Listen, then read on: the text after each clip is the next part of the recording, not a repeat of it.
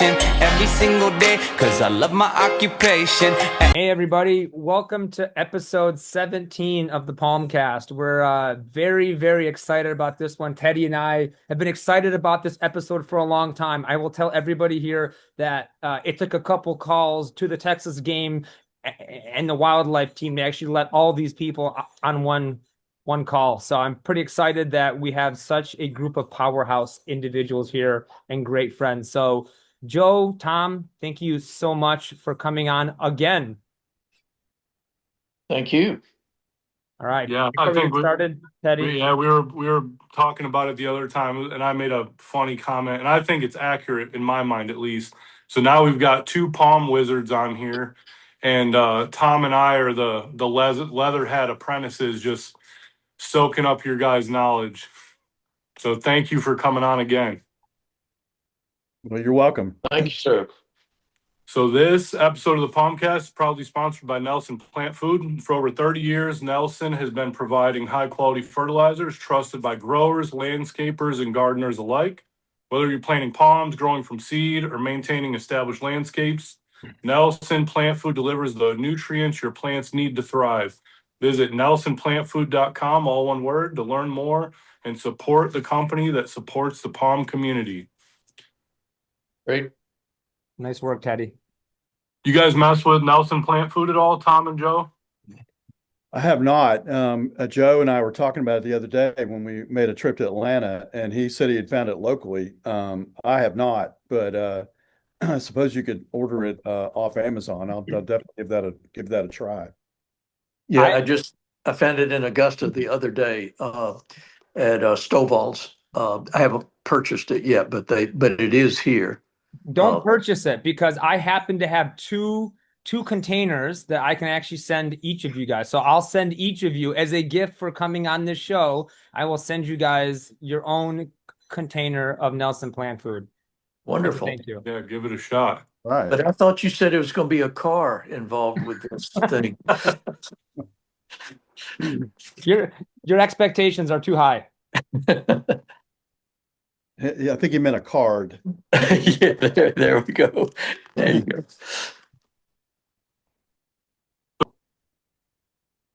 What fertilizer do you guys use over the years, Joe and Tom? I've used Lutz tree spikes. Okay.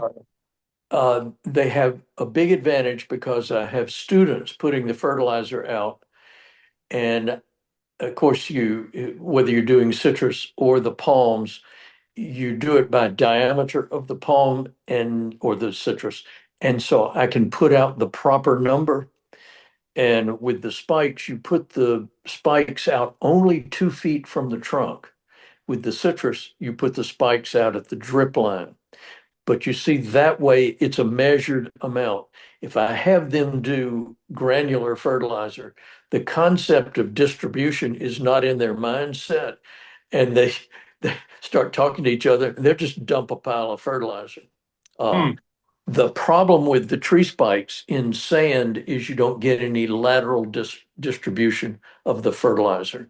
It's not going to move sideways, and so, especially with the citrus, right about this time, I was doing it last week, I go back and fertilize them myself with granular fertilizer at the drip line, and the palms the same way, just to make sure that, they're getting evenly fertilized. Tom, what are you using? Well, I at Joe's, influence, I've used the Lutz spikes too for several years, and what I've noticed over time is it kind of builds up. It just kind of there's an accumulation of vigor, I guess you could say. I have heavier soil, especially on the eastern side of the county where I do a lot of my gardening. We don't really have red clay, but it's definitely a heavy loam. So unlike Joe's saying, I can fertilize a little less. I have like real soil, rather than just pure sand.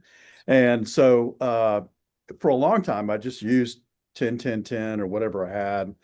But I've noticed a big difference with the spikes, and I just use those once a year. I don't put down the spikes more than that. I put them out in March, usually around St. Patrick's Day. And like Joe, I'll hit it again, especially heavy feeders like citrus, a little later. But, and I know this is not about citrus, you don't want to fertilize too late because you don't want to induce too much late growth going into the fall. But with palms, it's not as important. I think it takes a lot of palms, most palms, at least the ones we can grow, it takes them a while to kind of build up steam for the growing season, and then they just keep growing pretty steady until it gets cooled off in the fall.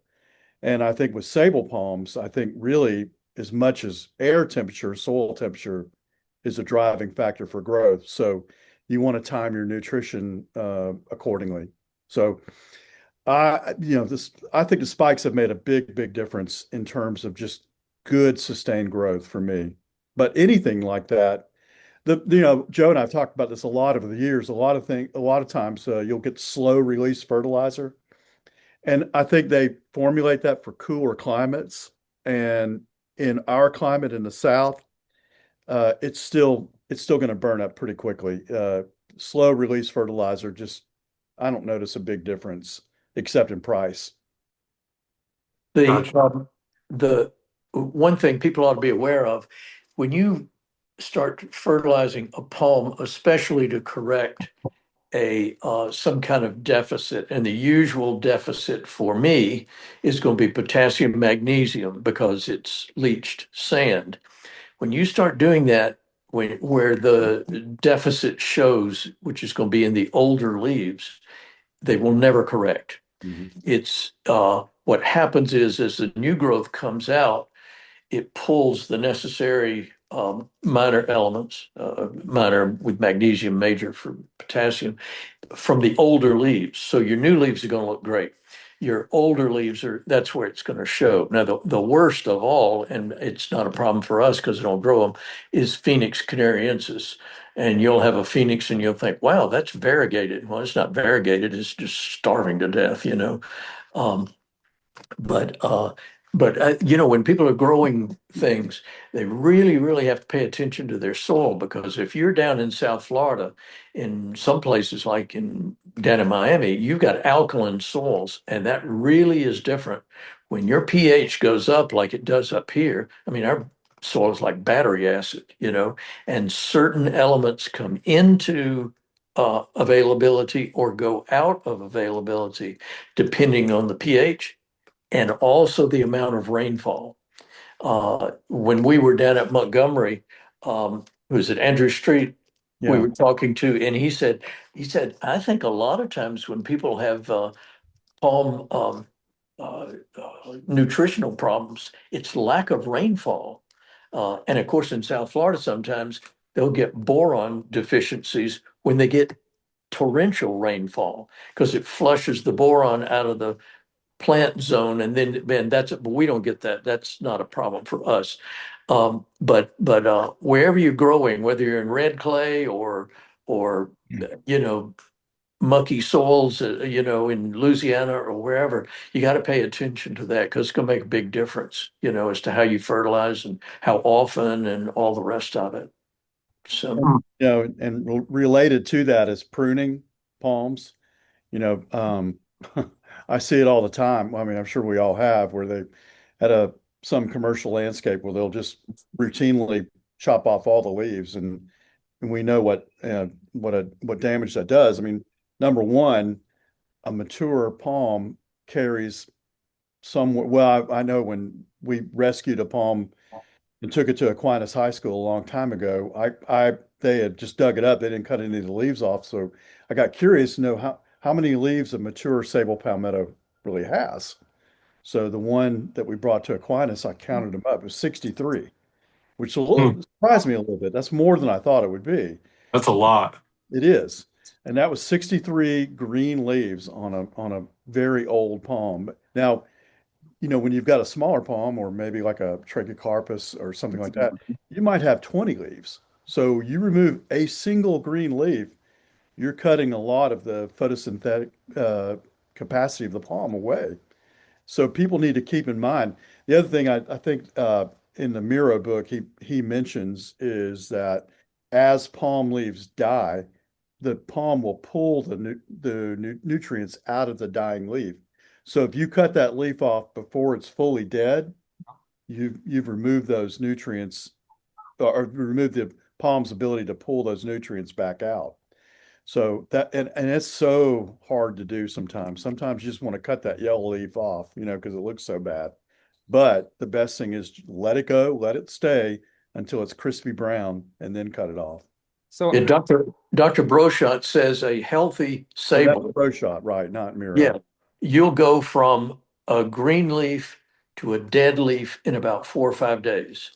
It's that quick, Now you're gonna have to cut it off. It's not like a royal palm that'll drop an old leaf, on its own. Well, But in a really hard freeze, it'll happen faster than that. yeah, that's right. A hurricane will do it too. He says when you year after year, when you do that heavy pruning, you end up with what's called pencil pointing Right. on a palm, and the trunk will decrease in diameter size, and you're starving the thing to death. You just have palm anorexia is what you've done. So well, it's a good point though, right? When you only have X amount of fronds on a palm as compared to an elm tree or an oak tree, and you've got so many oak leaves, right? It's not it's not quite comparable, is it? no, Look at the Tom, look at the palm behind you. Yeah. How many green leaves do you see on the sable behind you? 1, 2, 3, 4, 5, 6. Wait, 1, 2, 3, 4, 5, 6, 7, and 2 emerging. So 9. Okay. Let's say 10. 10. Okay. Yeah. Cut off one leaf, you've just removed 10% of its capacity to make food. I mean, I get that question all the time. People are like, when can I cut this off? And I say, like that one down here on the bottom, it's probably hard to see. This one right here, this is brown, but the whole petiole it is still green. So Right. I left it alone. I tell people, just leave it alone until it's completely brown and crispy, and then cut it off. sometimes you have to cut stuff. I mean, especially around the school, because somebody will say, that tree has swatted me in the face one too many times, and you take off a leaf. But I'm talking about sables that are huge and they got loads of leaves. Yeah. And so and sometimes, if you have palms in a parking lot or something like that, you're gonna have to remove some stuff. Otherwise, people complain because the car's getting hit or whatever. But those are the exceptions. But I've found that with sables, well, the kids found we have a really nice pole saw and a pole chainsaw as well. Sables you can prune with pole saw or with the saw blade or with the chainsaw.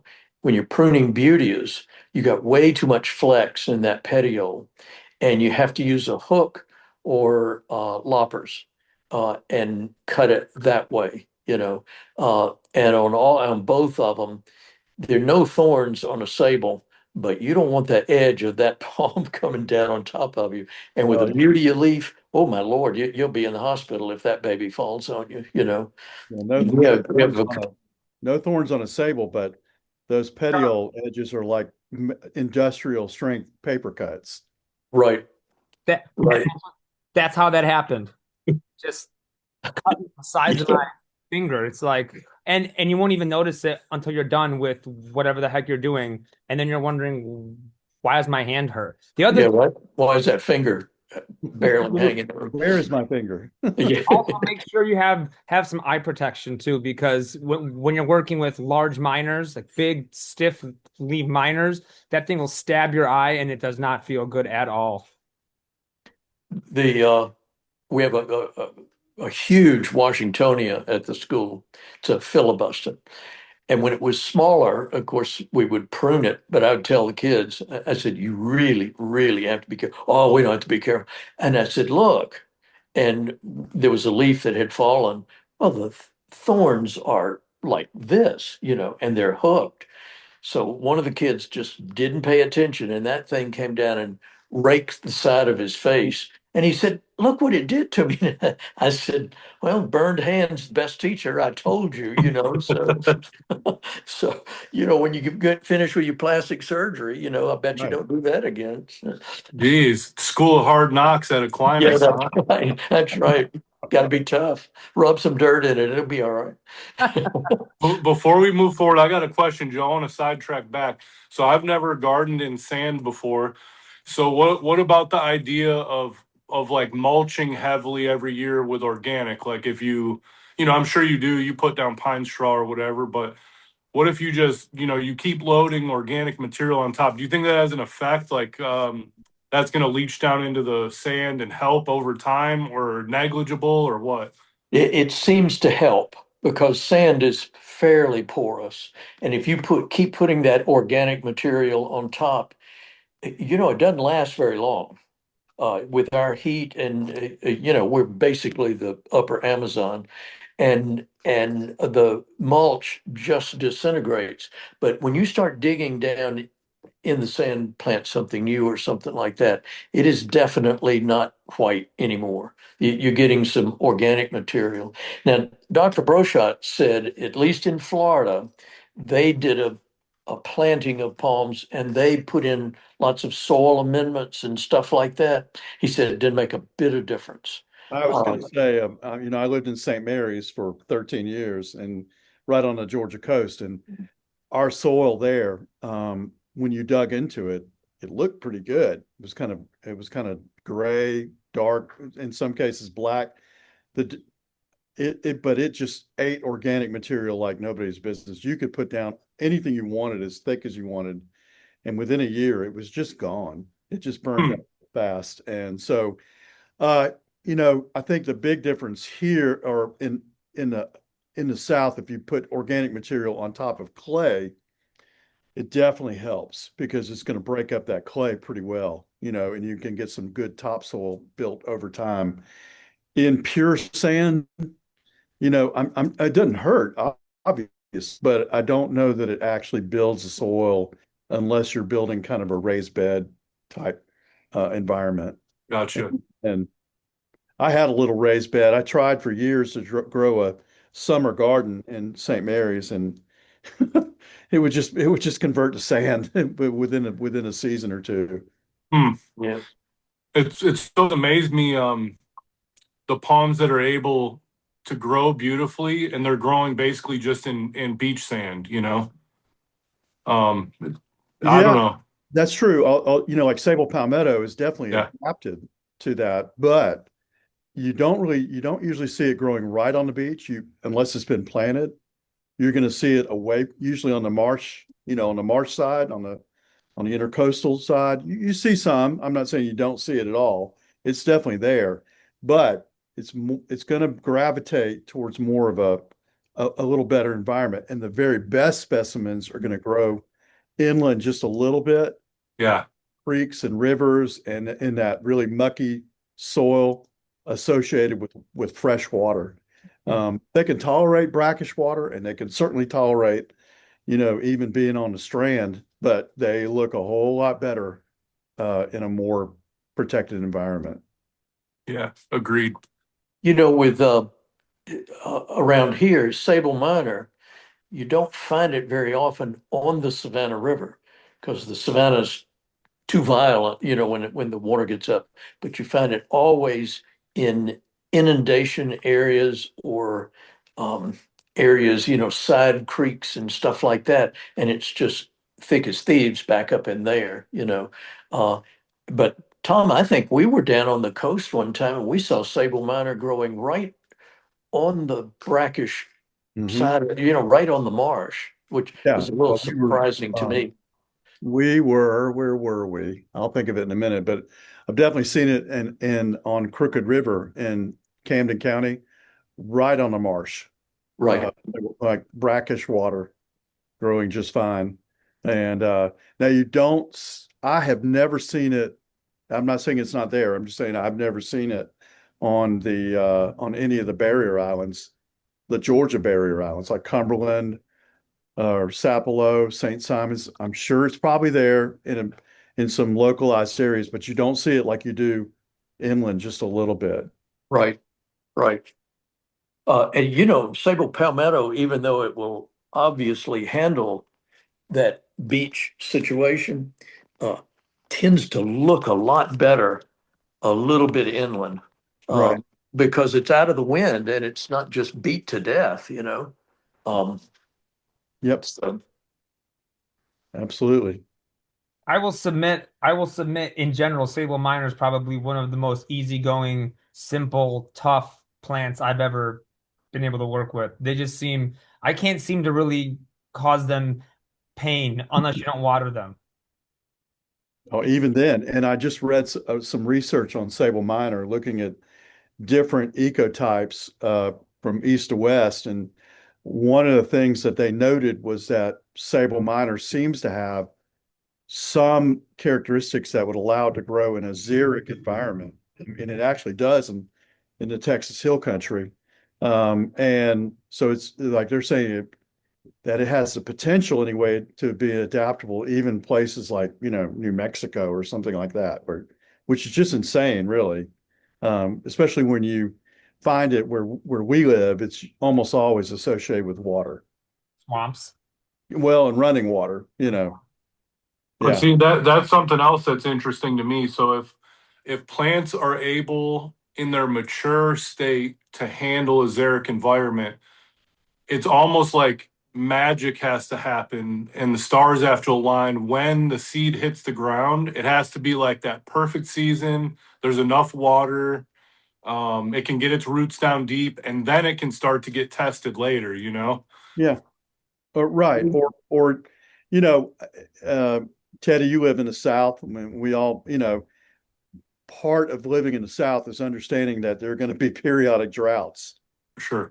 I mean, it just like we just went through one, or we're still technically in one, but we don't have, well, we might get 45 inches of rain a year, but it's not evenly distributed, and it's not evenly distributed every year.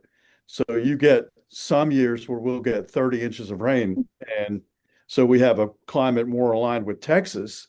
And then some years we'll get 60, and so a native plant has to be adapted to that. And I think that's just an adaptation that Sable Minor has, like a lot of native plants. So they can take a lot of drought and they can take a lot of cold. And I'm not sure those two things aren't unrelated. it's funny, we've talked before about every freeze is different. And when was it, 2022? It was a dry freeze and it was colder, but I had less damage on some palms, like Braheas, than I did this last winter when it was ice one week and then 3 inches of snow the next week. I mean, it was never below freezing all day long, but it was wet. Right. And there was a lot of foliage damage. You could tell they were not happy with our situation. Yeah. Also, in relation to the soil, I don't know if we've mentioned this before.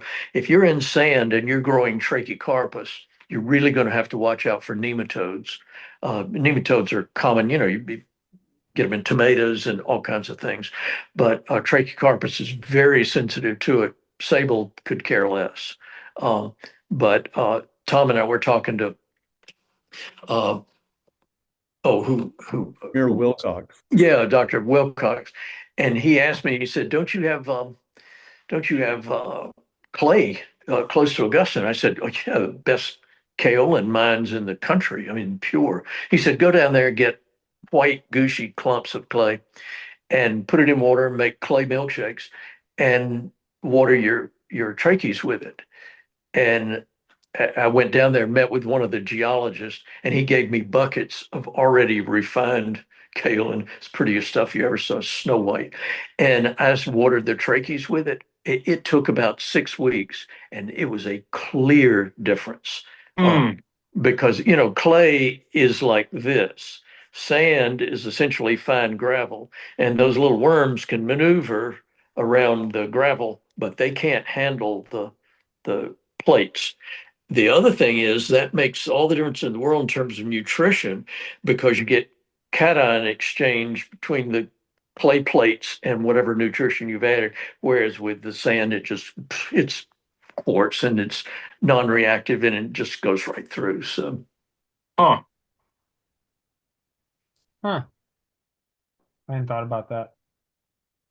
See? well, you may not have to. Well, yeah, I mean, I think Tom, where you live, it's kind of a black prairie land clay, isn't it? No, it's not quite Reclaw, but it's like halfway in between Reclaw and up north. We get that nasty hard clay. It's like red, but it's not red. Um, we get some sandy loam as well. So like part of my front yard is, that's been the interesting thing is I planted the same palm up front. I planted the exact same palm in back, two different soil types on the same day. And the differences over the years are just night and day. Whereas the well draining stuff up front, sandy loam, the I have a Louisiana that's like half the size of my one in the backyard that's in nasty gray clay from when they built our pool. They excavated everything and they built us a yard with clay so nasty and thick that you could probably film Ghost and just create your own pottery and stuff like that. But I'll tell you, everything that's in that clay is fantastic. Hmm. You remember, Tom, at the bamboo farm in Savannah when they dug those ponds down there? That horrible slop they scraped out of there and then put it around. And we were trying to figure out why the Phoenix looked the way they did and other stuff. And it was just the worst soil in the world. But Tom and I had grown a bunch of sables, and there was nobody to pay any attention. And we just went around the edge of one of these palms and just one ponds and just planted these sables. They are enormous, just huge things, with lots of competition from weedy stuff and everything else, no problem at all. And what else? We planted Brazoria palms Oh, around there. around the ponds there. Yeah, yeah. Yeah, we had mainly on the backside we planted palmetto, and then Right. on the That's right. front side Brazoria, Tamaulipas, and then we had the Bahamas one, Mexicana. That's right. All those were planted all basically on the same day. Right. That's right. So for everybody watching, the four of us talk pretty frequently, and there's people on here that don't. I may not realize that Tom and Joe, you guys have been friends for a bunch of years. Can you guys kind of go and fill us in on that, like how you guys met, and then the Savannah Garden, how that all started? Sure. Well, the first time I remember meeting Joe, he may not remember it, but I joined the Palm Society, I think in like January of '93 or something like that, and then went to a meeting at the Atlanta Botanical Garden, and it was the first meeting I'd gone to where there was a plant auction, and about every other plant was donated by Joe, and then he would explain what the palm was, and I was just like, oh my gosh, this guy knows everything, I mean, I felt so ignorant, and rightfully so. But I remember thinking, I gotta get to know this guy. You know, I need to know them. And he's a wealth of information. So I think we met that and we talked that day, and we kind of established some contact. And then we realized that we lived within an hour of each other, and we became friends soon after that. And I'll backtrack a little bit. Joe's college roommate, and Joe, you need to fill in the blanks on this, was from Greensboro. That's right. And my wife, Joe, you were at Dan's wedding, weren't you? No, I wasn't at the wedding, but You were, well, when Joe's roommate got married, my wife was the flower girl in Dan's and Martha's wedding. yeah. So that connection as well. Well, And the way it works in the South, I always make fun of people, you marry your cousins and stuff like that, which is actually true in my family. We have a family tree and there's a lot of branches that come back together. But it doesn't take very long before you realize you know somebody who knows somebody. Um, and then as we became friends, one of the things that I wanted to do as president of the Southeastern Palm Society at that time was have some kind of public presence in something more than just, I saw very early on that, if you just have stuff in your yard, that's great. But I felt like the Palm Society should have a public presence in a garden. So we started looking at different places, and we looked at several places, Atlanta and Charleston and different places, and we kind of settled on Savannah at the what's now the Coastal Georgia Botanical Garden. At that time, it was just known as the Bamboo Farm, and it was sort of owned by UGA and sort of owned by the Chatham County Board of Commissioners and sort of owned by the USDA. And nobody really knew who ran it. And at that time, I don't think there was a paved road on the property. You just kind of drove back there and, you know, did what you want. And it was an old USDA experiment station. And so we wrote up, and it was being, I'm exaggerating a little bit. It was being run and it's still being run by the University of Georgia. And we wrote up a proposal to plant palms there. And one of the things we said was that we would do all the planting.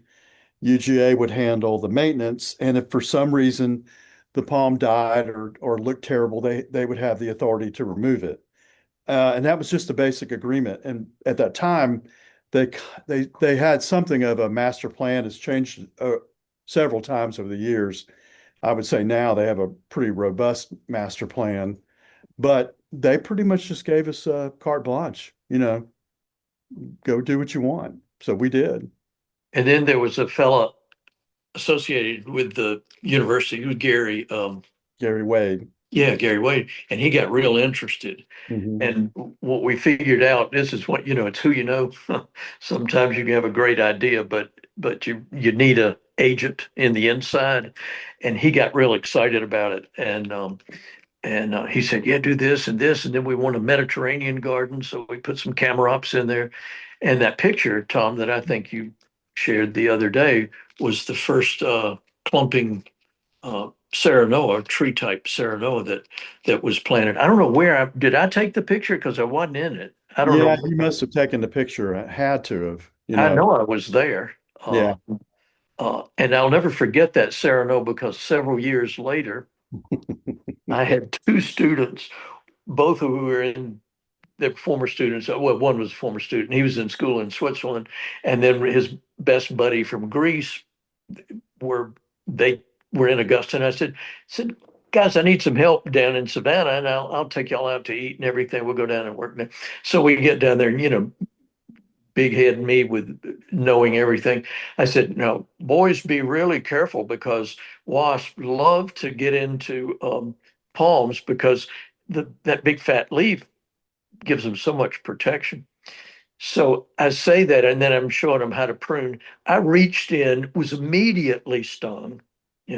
Then Tom walks up, and Tom reaches in, the other adult. He reaches in, is immediately stung, and one of the boys, Jared, said, I'm not really impressed with what y'all are doing here. And I said, well, as I told you, there were wasps in there, so be careful. Now when I'm fooling with the palms, I got a bottle of wasp spray handy because they're everywhere. But anyway, Tom, you were. That's kind of how that got started in Savannah. And then, so the first few years, we planted a lot of palms and I don't think we've had very many casualties. I think most of them are still there, and look really good. And so Joe and I had spent I can remember, gosh, probably in 96 or 97, us making lists of palms that we wanted to make sure we had down there. And then how do we get some of these things or how do we grow some of these things? And that's kind of how it all started. And so it worked out pretty well. I think We it's, had, oh, go ahead, Tom. I was just gonna say, I think it's super, not only unique, but it's actually just it's a testament to how you guys operate and a testament to what you guys do. I think it's great that you guys were able to do that. Everything from the planning to the execution. and all of this. So I'd say kudos to you guys because a lot of what you guys have done there is an inspiration for a lot of us, but you guys are going to preserve a lot of genetics over the long term just because you guys chose to put things there. So thank you When very much. was it July of 2003 that we put the Sabal? 2002. Tom and I were down there. It was 1,000 degrees with humidity to match. I've never been so happy for somebody to have a DUI in my life. There was a guy who worked Agreed. on a landscape crew who had to do community service for DUI. And of course, it's sand down there. Digging is absolutely like digging butter. I mean, it's not a problem at all. But we were all three of us close to death from dehydration and heat exposure and everything else. But the three of us knocked it out, and we planted that pretty much that whole area. Yeah. The one major thing that was lost was a Miamiensis because I had grown two, and there's one still there, and the one got killed. But I think that was maintenance, careless use of Roundup. Uh, but the Brasorias have never looked good to me. And I think it's a nutritional thing in the soil down there. So when Tom and I last week were in Atlanta at Bill Huey's house, and he has the biggest brazoria I've ever seen, and it looks absolutely flawless. But it's I think that's a Birmingham. oh, So Birmingham, excuse me. Yes, the Birminghams that are at the bamboo farm that don't look great. Um, and that Birmingham just looks great. I think it's because it's in red clay and just that's what it likes. So Let me ask you a question because you mentioned Roundup. And actually, I thought about this week. I have a spot behind my pool that's got four miners. One side's got a Birmingham, the other side has a Brazoriensis. And I kind of got lazy with my Bermuda, and you probably know where this is going. But I spent part of the day yesterday just pulling just tons of Bermuda out. But by the way, for anybody listening, the landscape fabric, Bermuda does not care about landscape fabric. It laughs at it because it literally sliced through this stuff from the oh bottom yeah. up. It is absolutely evil. But on the Roundup thing, I don't know this answer, but are where's the sensitivity to Roundup? Is it only on the fronds themselves, on the leaflets, or if you hit like the base of, let's say, a sable miner on a green area, is that going to cause it damage as well? I was just reading about that in Dr. Broshot's book. Palms are pretty much immune to Roundup. You might get some leaf discoloration or something, but it just doesn't do much to them. Uh, what you do, and you spray and Roundup, and you get it on the trunk or something like that. It's a foliar spray. It has to be absorbed through foliage, and of course, palm foliage is hard as rock and waxy, and all the rest of it. What you do have, and this is something that I had no idea. He said you got to be careful with pre-emergence killers. If you put them down on the ground, they will actually affect a full-grown palm. And he has a whole chart. I need to get volume two, the second edition of his book, but he has a whole chart saying which pre-emergence killers to not use and everything, because sables are weeds, and they will, you might as well plant ryegrass seed underneath the sable, because if you let those seeds fall, every one of them will come up. What I do with my students, I don't use landscape cloth. I'll just give them a pick, and I'll just say, just go through and just lightly pick out the babies that are coming up, just sort of cultivate the soil a little bit. And that helps, that takes care of it. But the main thing is now I have a couple of tarps, and when they're cutting the seed heads off in the fall, we'll put a tarp under the tree because the seeds will fall all over the place. And if you have them on a tarp, then if you want to keep the seeds or sell them or something like that, you got it. But otherwise, you keep the soil from just having babies all over the place coming up. So, but it's funny, in cultivated areas, sable miner out in the woods rarely see uh, seeds formed. And very rarely do I see babies coming up. Um, and I'm sure it's predation by everything under the sun that eats them, So well, we were talking before we started talking about the palm flower caterpillars, okay? And they're fairly common.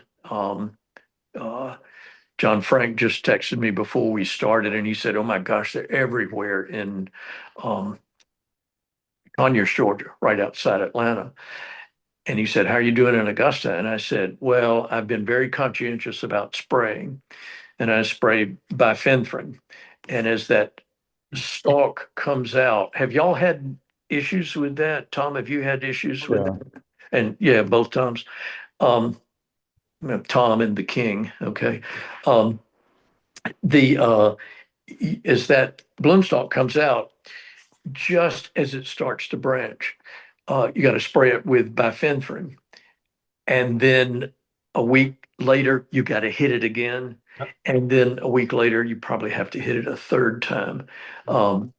Because the little larvae are, you've got all that those bracts that sort of uh, enshroud the emerging spathe, and they get down in there, and then they come out at night and eat everything up. It's really obvious when they've done it.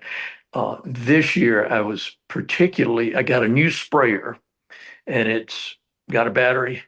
Oh, And oh my gosh, the fire department wants one of these things because I mean it won't shoot 60 feet, but you feel like Rocket Man, and that baby will shoot because some of the palms at the school are 25 feet, and your regular hand operated backpack sprayer just won't do the trick, but this one does. I got it at Site One, and you just charge that battery, and then you got 5 settings on it, and I put it on number 5, and brace yourself and stand back and blast away, and it's doing great. So, Does it use the car battery?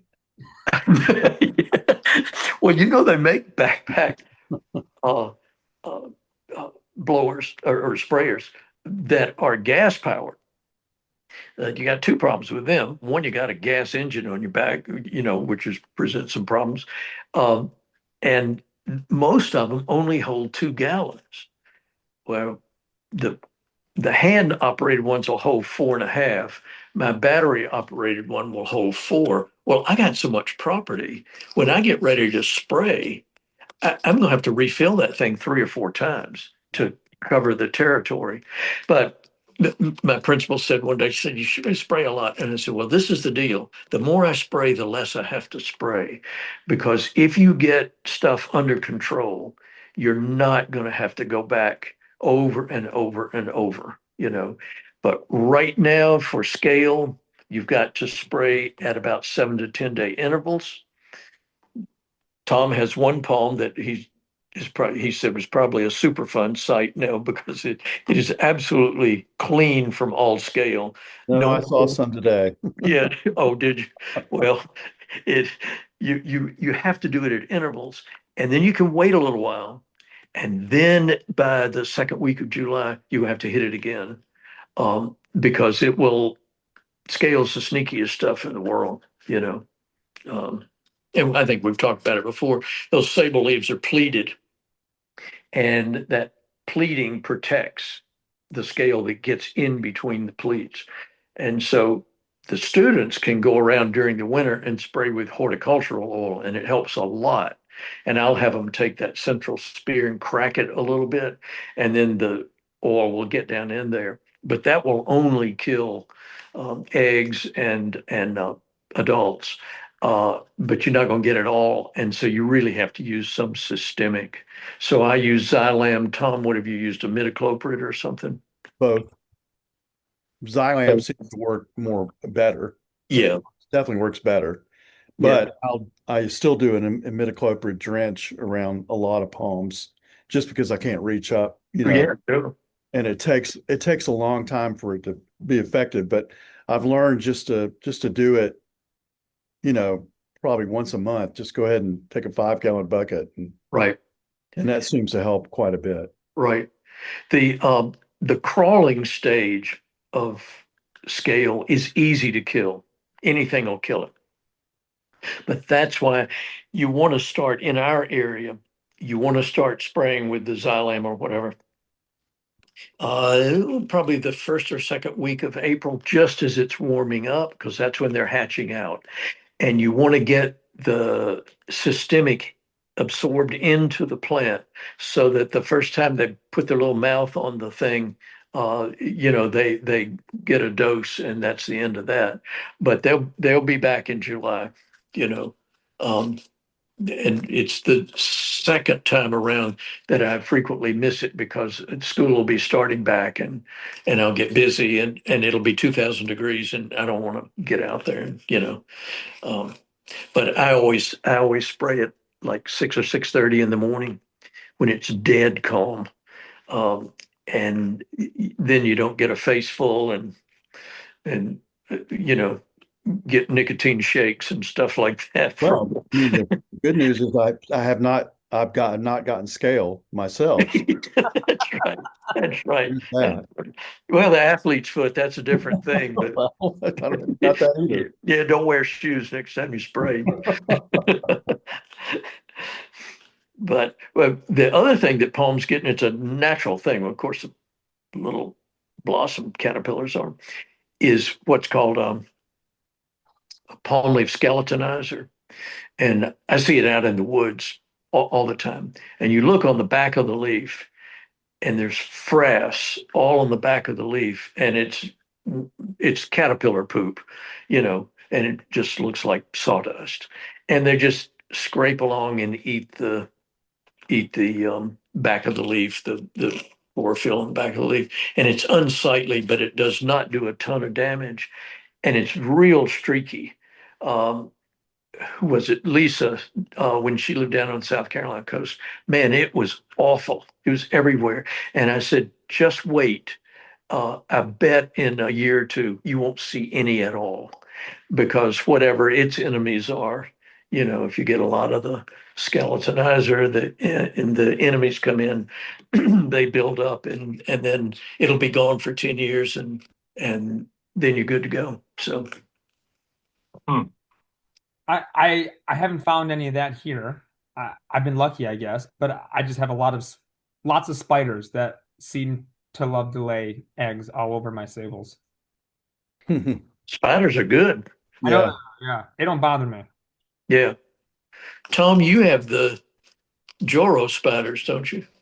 Oh yeah, we have whatever kind of spider you want, we have it. Greene County is Spider Central, and they love, like, that little field of windmill palms I have. Yeah.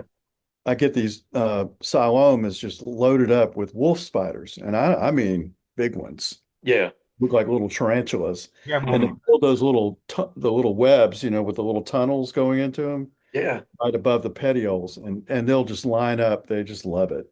But yeah, I haven't seen any Joros not yet this year. But I last year I didn't notice them until about mid-June or maybe it was July. And boy, then they were everywhere. And Tom and Teddy, you know what Joros are? I was just going to ask you. No. No. They came from Japan, and they're big. Yeah. And they make webs that are just insane. I was driving down the highway last year. Oh, wow. Late in the afternoon, one afternoon, and they had made webs between the electrical lines, and I'm talking 10, 12 feet, and just one after another. It looked like a tennis court, and we didn't have them a few years ago. They noticed them up in North Georgia, and then you knew it was just going to be a matter of time. And last year was the first time I really saw the presence of them. But I don't think they're harmful. They're not harmful to us. They probably are impacting the native spider populations in some way that I don't know about. But yeah, they're pretty much everywhere. I stand corrected. We have orb weavers. Yes, that's what you're talking about. Right. Yeah, we have tons of orb weavers. The Joro looks like a bigger Bigger, Order bigger. weaver. Yeah. Yeah, they're bigger. And the webbing can be pretty messy sometimes. So It's like steel cables, really. yeah, yeah. The spider of choice at the school is black widows, and Oh, they're everywhere. And tell the kids said, "What are we going to do?" I said, "I've been here for forever. Nobody ever gets bitten." I said, "You get ready to stick your hand down in a sprinkler box." Yeah, that's where you'll see them. Yeah, because they like cool, dark places. I said, "So just be careful." Concrete block, Yeah, PVC, stuff like that. yeah, they're all over the place. But so hey, let's talk about something that we oftentimes joke around about a little bit, but let's talk about IDing sables. I know this is our favorite. This is yeah, let's throw gasoline on a fire. How about that? Okay. how do you know what everything is? Have you ever been tagged on Facebook all the time about, hey, what's this sable? I don't know. Ask Tom, ask Joe, ask Teddy, ask me. And it's when someone wants an answer and immediately we just say, I don't know, where did you get it from? Can you give us some more information about it? And people are like, well, you can't just tell immediately what something is, and the answer is no. Just on the, hang on, I'm talking to my daughter. Just what's on the list. Okay. No. Okay. She's going to Publix. Okay. So I'll give a little input here into like maybe it'll give a little clarity. So like the sable palmetto bahamensis, right, in Savannah, Right. that's supposedly just a palmetto. To That's me, right. that does not look like a palmetto like that you would see in Georgia, right? Well, yeah, and I think in that case, that's a great example because we know where that palm came from. Joe collected seed, at Harbor Island, so we know it came from habitat from the Bahamas. The second thing we know is that if you go and read some of the existing research on palmetto, I think it was Liberty Hyde Bailey who there were like 15 different names for what we now call sable palmetto. I mean, every little something variation, they had a different name for it. And he collapsed most of them, but I think he kept that one. He called it sable palmetto variety bahamensis.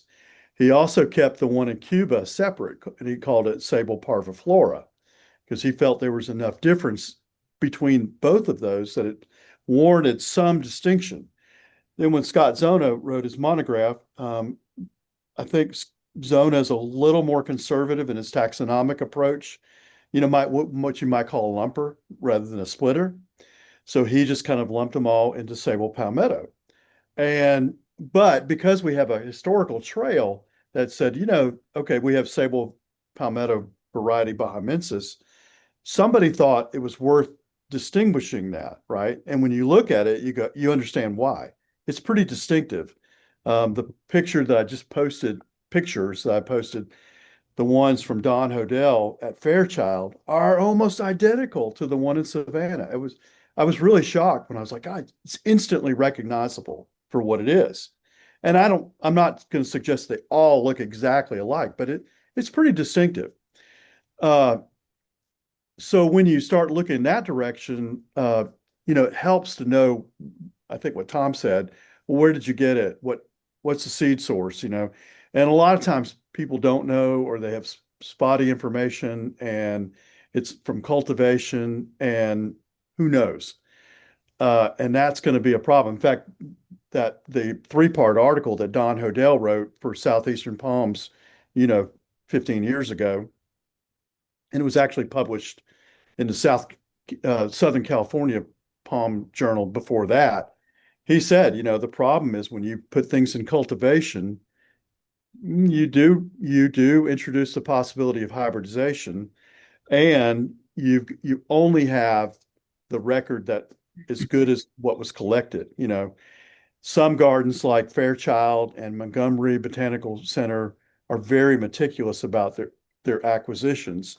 Others are not, and they have it listed, but you're trusting that what they have listed is accurate. And then the seed that you collect from that is pure. And then you grow stuff and it doesn't always look that way. So unless you're collecting seed from habitat, it's always going to be something of a crapshoot. But when somebody posts a picture and say, "Hey, what kind of sable is this?" You see two leaves and maybe a petiole, and like, I don't know. It could be anything. It's a sable. On Harbor Island, this is memory now, but there were, of course, that's the original capital of the Bahamas before Nassau was. And there's a lot of money there. I mean, it's very expensive to stay there. It was expensive when I went with friends, and it's gotten more so.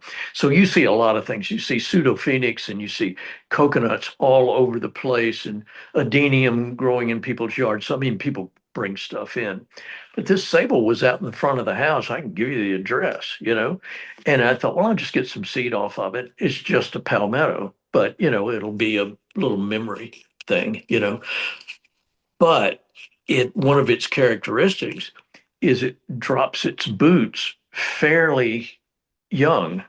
And when we were talking to Andrew Street, his theory is with sables that they hang onto the boots because when you had mastodons and big things like that, ground sloths running around, it protected the trunk.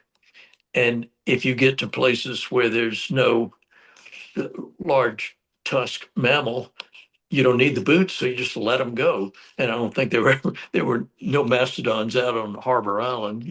They would be noticed, that's for sure. Especially on the ferry going across. But it was not it wasn't like Harbor Island, South Carolina, which is encrusted with Serenoa and palmetto. I mean, just like this, what is that, Tomoka State Park in North Florida, Yeah. Tom? Well, on the Tomoka River. Yeah. Yeah. Oh my Lord. It's the most beautiful thing because the palmettos are leaning out over the water and everything, but that's the dominant tree in that area. That was not the case in the Bahamas. This was kind of a rare item. Yeah, and that's kind of interesting because, it's interesting that sable palmetto is so widespread, especially in peninsular Florida, and it's present in the Bahamas and it's present in Cuba, but not like it's not nearly as common as it is in Florida. And especially in the Bahamas where, the Bahama Bank is it's separated by the Gulf Stream, but barely. Right. They literally run a ferry out of Palm Beach that goes over to Bimini, on a little Yeah, pontoon, and so we're not talking about a great distance. And why the distribution is so spotty in the Bahamas, which is basically the same soil type, limestone underneath. right. I can't figure that one out. I don't know. Could be a lack of fresh water, that there's no rivers like you have in Florida. Cuba is a little different because you have all those serpentine soils and volcanic soils, which is a totally different environment. So Right. understand the distribution in Cuba a little bit better. Hey Tom, we talked a while back about the Antillensis Yeah. and the Louisiana. And I guess maybe Or gasoline. I'd just like to point that out. I know. That's why you guys are here. I'm not calling the fire department. No, so the one thing that I think you had me understanding after you mentioned it was how Palmetto got to where it did and what Antillensis possibly came from as well. Can you Yeah. tell people about Yeah. that? And Well, the reason I'm asking you is because what got to Bermuda? How did Palmetto? okay. So there's different, according to Zona, right? I'm quoting Zona here. There are different clades of sables, right? There's the what they call the Bermuda clade, Bermudana clade. So Bermudana includes Bermudana, Palmetto, Etonia, and Miamiensis. They're all very closely related. So I'm not saying that Bermudiana came from Palmetto. I'm saying they shared a common ancestor. Okay. So those four species radiated from a common ancestor. Then you have the Caribbean sables. You have Maritima, Domingensis, and Casiarum also came from a common ancestor, probably through the Yucatan. Okay, because you have the Yucatan, which is pretty close to Cuba, and then you have Cuba radiating then from Cuba to Puerto Rico to you know, yeah, right, the Haiti and Hispaniola, the island of Hispaniola, and that's about as far as it goes. I mean, you can find sable casiarum in some of the Virgin Islands, or the British Virgin Islands, but you don't find it beyond that. Can you pull up a map of the Caribbean? And Can I ever? yeah, that'd be good to look at. You know, the other thing while you're getting your map, the Florida and Georgia coast have not always been where they are. At one time, the barrier islands on the Georgia coast were as far inland as Statesboro, Georgia, and then as far off the coast as 300 miles further out than they are now. So maybe Palmetto, that there was a closer connection between the Bahamas and the mainland, and Yucatan the same way. I mean, you got a trench going through there. Yeah, okay. So if you'll use your mouse pointer, Tom, you see the Yucatan Peninsula, right? And then you just a pretty short hop over to Cuba, right? And then down to Haiti, where you find Haiti and the Dominican Republic, Hispaniola, and that's where you find Sable domingensis. You find Maritima in Cuba and Jamaica. And then then going east again, you find Sable casiarum in Puerto Rico, and I think it's Anegada in the British Virgin Islands. I'm pretty sure right there. And then but notice the islands when you get farther over. You have St. Kitts, Guadalupe, Dominica, Martinique. There are no sables there. All volcanic. All volcanic. Right. So go back west again. Okay. And keep going. Go back to Mexico. Then you have that other clade, which includes like Sable Yapa, right? Sable Mauritiiformis. Yeah. And probably, I'm trying to remember, but Guatemalensis, right? yeah, Guatemalensis, Mexicana, those, and they extend into Central America, and only one species actually goes into South America, and that's Mauritiiformis. Okay, it's the only species in South America proper. And then you get to Curacao and Bonaire, and you get Antillensis and Lodigiana, right? Yep. So there's only two places they could have come from, either from South America, right? Coming up out of South America into those two islands, Yep. or coming down from Puerto Rico. Well, Occam's razor would suggest to me that the most logical route would be through South America and Mauritiiformis. Now, that doesn't bode well for the hardiness component, because Sable Mauritiiformis is probably the least hardy sable. Yep. But that doesn't mean but Mauritiiformis is a sable that's, kind of it's adapted to like really tropical, wet forests, and the Antillensis and Lodigiana are, man, that's some dry, like desert conditions down there. Windy, insanely windy. Talk about beaten up constantly in the trade winds. Right. But otherwise, very much a sable type environment. You have limestone soils, kind of semi-dry, weedy type environments that they grow in. And so I don't know. I would love to know which group that those two species came from. But given it's just looking at geography, that would be my guess.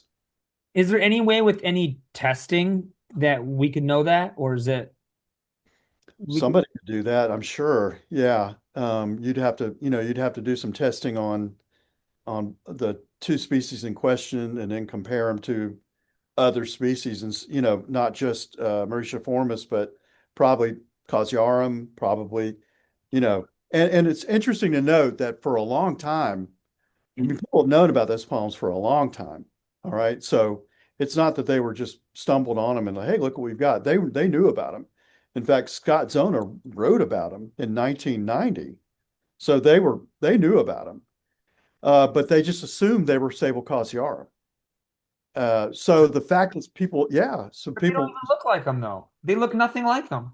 I know, but again, we're back to that discussion of there's only two species of sable, so which one is it? It's got to be one or the other. And if you're not in the taxonomic business, you're not going to speculate. You just say, oh, it must be Sabal Causiarum. Because it looks, I mean, really, they do look more like Causiarum than they do Mauritiiformis. Yes. They are in the Caribbean. So I think that's kind of a logical conclusion to make based on no other evidence. But I think the jury's really out on those two. I mean, I'm not saying that they're not descended from Causiarum. I'd love to know. That'd be great. In terms of cold tolerance, who would have ever thought that Causiarum or Domingensis would have any cold tolerance at all?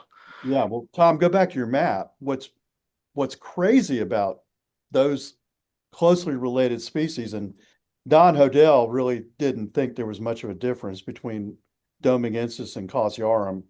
The only real difference that's at all noticeable is the fact that Causiarum has smaller seeds than Domingensis and has those ligules, which Scott Zona felt was enough to differentiate them.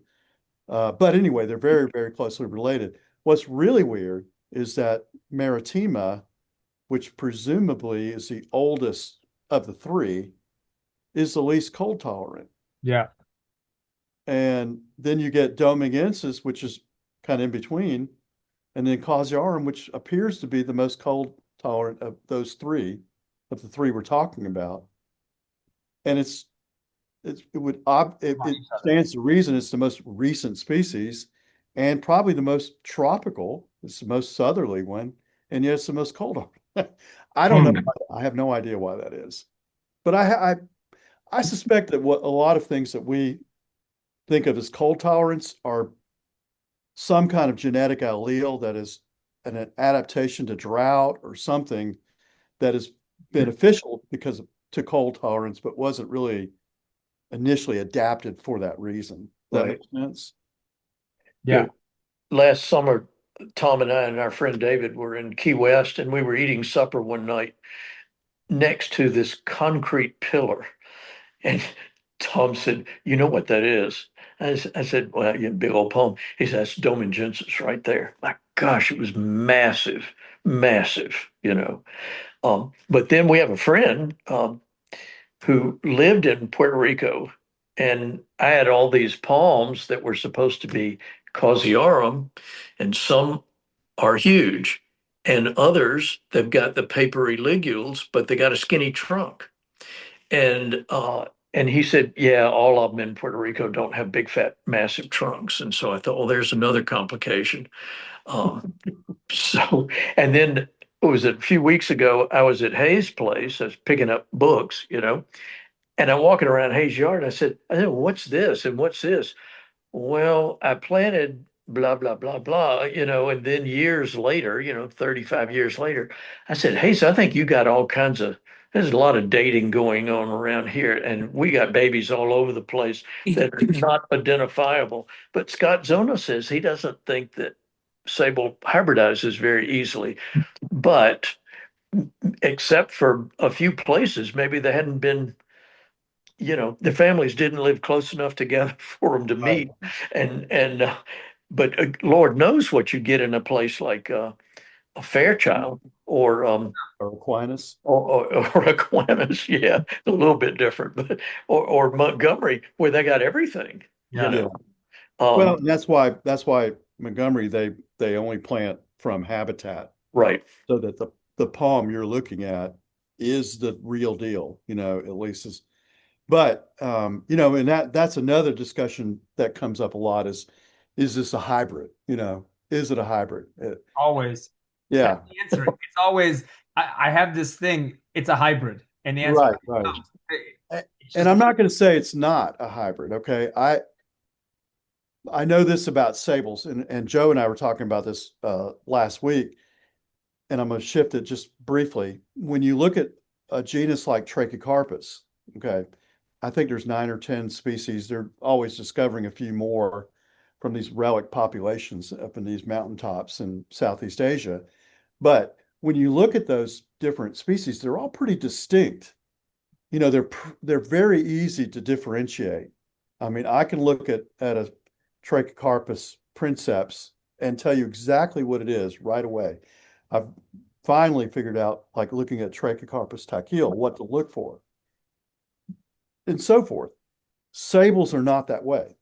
You have all of the sables within the species, right? You have a continuum of traits. So it's not this trait, it's these traits. And then the genus, the traits overlap. So it's really more of a continuum. And then within a species, you have this plasticity that is just like sable palmetto is just enormous. So I would, if you put 10 different sables in a garden and then brought in a botanist and said, okay, tell me what they are, they would struggle. I truly believe they would, because it's just not that easy to do. And it's not because they're hybrids, it's because there's just a lot of individual variation going on. So I'm not saying there aren't hybrids. I bet there are. But before I go to hybrid, I'm going to ask, does it fit within the range of what I might expect for that species? And if it does, it's probably just a species, Um, But with the sable miner, the speculation was the difference in size was all environmental. yes. And then we planted that whole grouping of them in Savannah, from the Bluntstown dwarf to what was it, Ballhead Island and Louisiana and everything else. They're all in exactly the same environment, same soil. They're within 15 feet of each other, and they ain't the same thing. I mean, no, right. visually, the Bluntstown dwarfs have never gotten any bigger. They're little bitty squirts, and the North Carolina and the Louisianas are massive things. It's huge. I had Um, always heard that a Louisiana is a Louisiana and it has a trunk just because it's trying to get out of water. And what's so funny is I think about like Tony Bones. He's got some awesome looking Louisianas in Dallas. I'm pretty sure he does not live in a swamp. Well, Teddy, you've seen the ones in Savannah. You know what they look like, and they're all right next to each other. Mm-hmm. No, I'm glad this conversation went exactly this way. So, Tom, I'm glad you explained what you did, and then Joe, perfect segue into what I need to say here is everybody's fairly accepted with Sable Minor, giving it a locale name, like this is a Cape Hatteras, this is a Blountstown dwarf, and rightfully so, because when you grow them, you physically know you have something different. But Tom, you and I talked about this. I don't know what the resistance is, or maybe not resistance is the right word, but I think it needs to be more accepted that with these kind of trunking palms that it's hard to put your finger on what it is, at least give it a locale name. If we're not going to say it's a hybrid or a new variety, you know what I mean? Like this is a palmetto from this area. It looks a little bit different. Like Bahamensis, perfect example. Like nobody's saying it's not a palmetto, but we're saying that it's notable enough to give it its own characteristic name. Or maybe Well, and yeah, that's the difference. So, oh, go ahead, Tom. I'm sorry. no, I was just gonna say that's like the whole concept of Burke County, right? Like I people Burke Well, that's County. a real mystery. have Talk about a segue. Yeah, I don't even want to go there. We're going to talk about Nelson's plant food in Burke County. I Well, have people asking me all the time, like, why why are you germinating a sable out of Burke County? What's so special about it? And I think that's what's so comical about us on the phone here and other folks as well, but not a lot of us. Most most people who are buying our palms out of our nurseries are not that way. They're not going around and looking for the oddball, and you're going, what is that thing? Oh, it has seeds. I need some of those. Nobody else does that. That's like us. Uh, well, I mean, I've been doing that for a long time, finding those little oddballs yeah, and spotting them, like the Funiac Springs and yeah, some of those things that For sure. jumped out at me like that doesn't look right. So, Teddy, what you were talking about is really it's done in the plant world really everywhere, probably except with palms. And I'll explain why I think that's why in just a second. But when you have, for example, camellias, okay, most of the camellias that I'm talking about, right, are one species, Camellia japonica. Okay, there are more than that. There's way more species than that, but I'm just going to deal with Camellia japonica. But there are hundreds of varieties, all all which can be distinguished by their flower color, flower shape, etc., time of bloom. Still only one species, but they're given a varietal name. In fact, there's a whole American Camellia Society that exists to do that, to register the names and make sure they're propagated and so forth. Uh, and nobody has a problem with that. But no one who likes camellias is going to ever say, well, there's just one.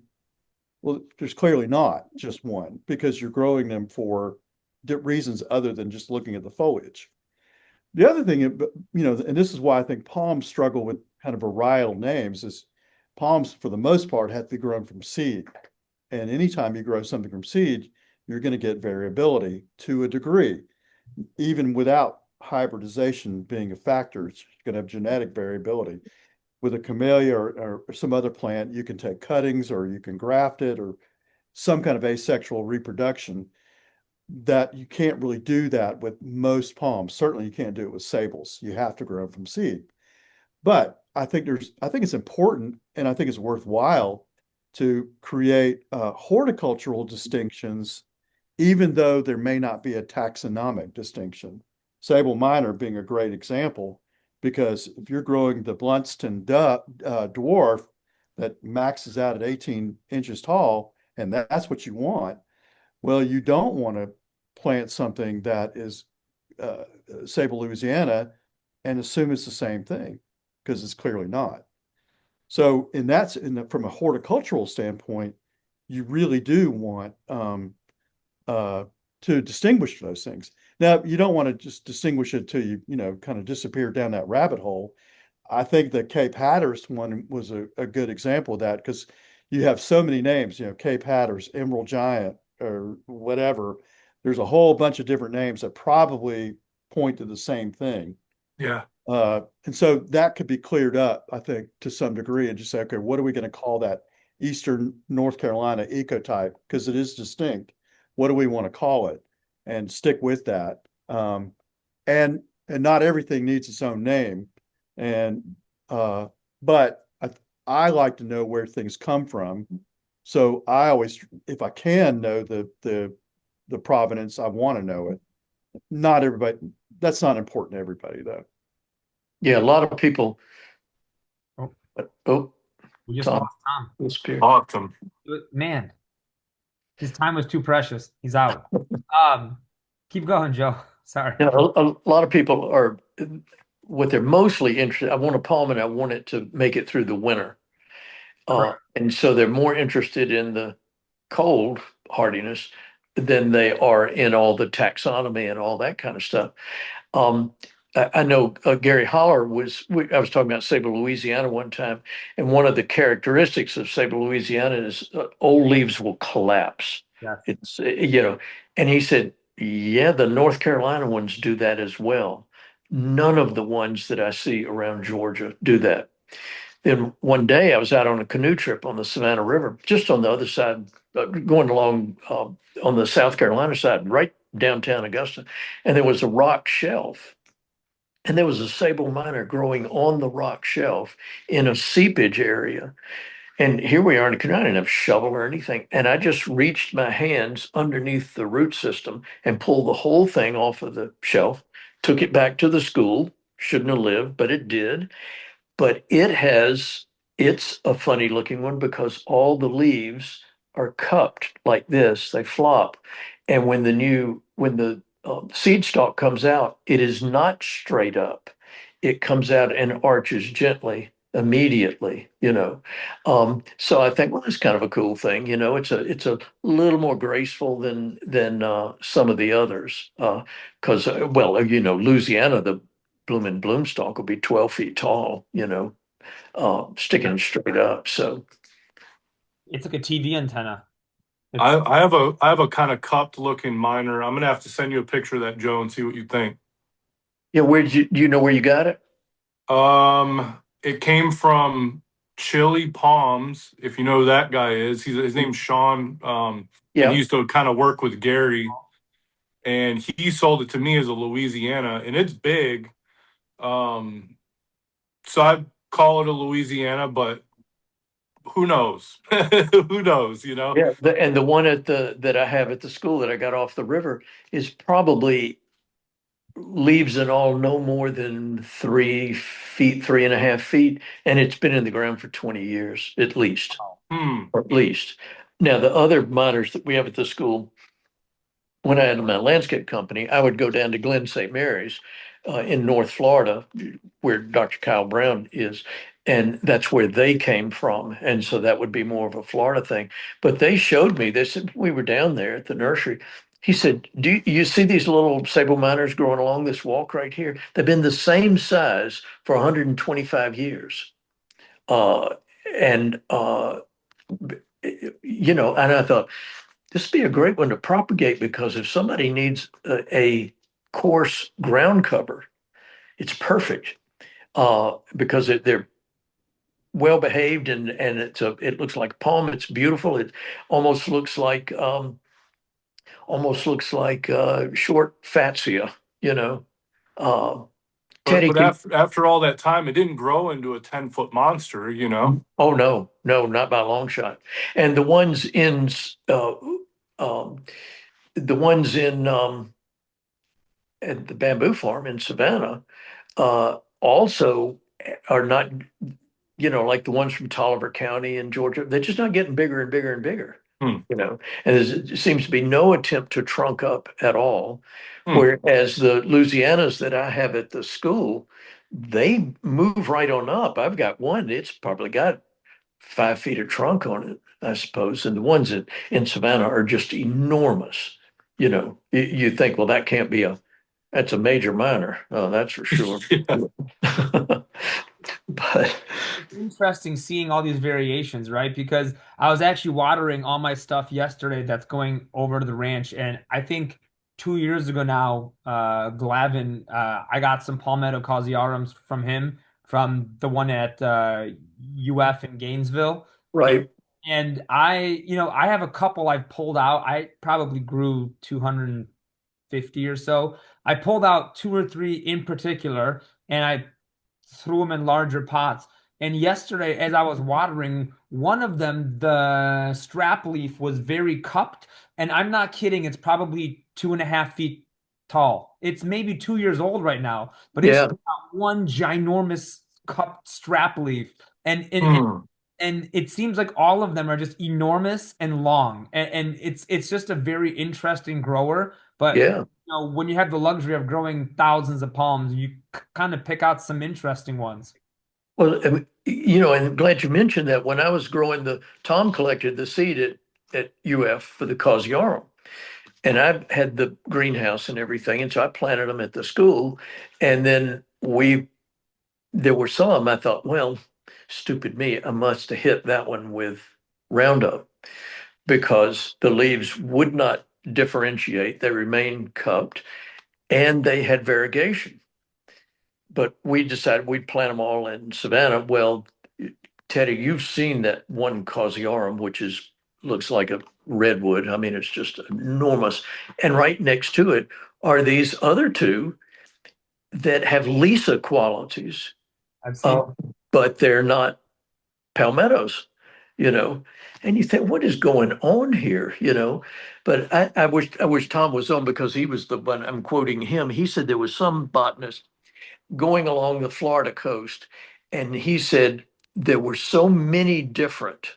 When you're looking at palmetto, there's so many different looking ones. You would think it's a different tree and a different tree and a different tree. And you can see my hands. There's one palmetto here in Augusta, and the trunk is no bigger around than this. And then I have some in my yard. Now, granted, some of them still have the boots on them and everything, but well, I can't do my hands. It's so big.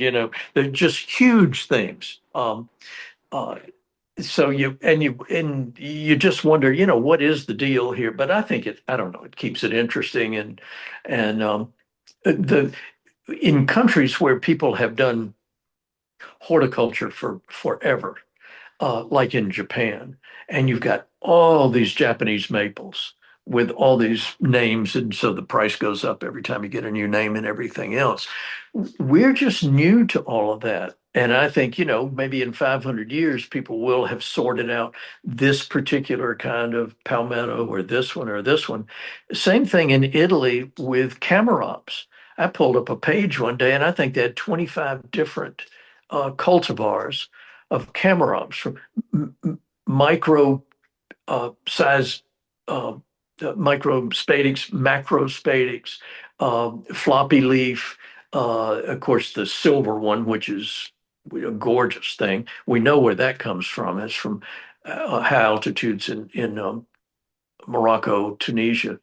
Incidentally, for people for whom cold hardiness is an issue, in 2022, my green-leafed Camarops all got nipped that winter at 12 to 14 degrees or something like that. The silver one, untouched. And they grow at high altitudes, 4,000 feet, in an area that gets snow and ice every year, That's what I was going to ask you. Was it a dry winter or a wet winter? That one was a dry freeze, but this year it didn't get as cold. I don't think we got below 18 degrees, but it was wet, wet, wet, wet, wet. Didn't bother it at all. Not at all. And you probably see, I've posted pictures before. That thing is white. It's so silvery. It's just gorgeous. But they're frequently readily, I mean, they had them at Lowe's here and Home Depot every once in a while and everything. So Okay. it's an easy grower. So if you can get one, go for it. Tom's trying to get back on here. You're lucky for that, Joe. All the varieties of palms that you get just at Lowe's. Why is no camera? I hear you, Tom. Yeah.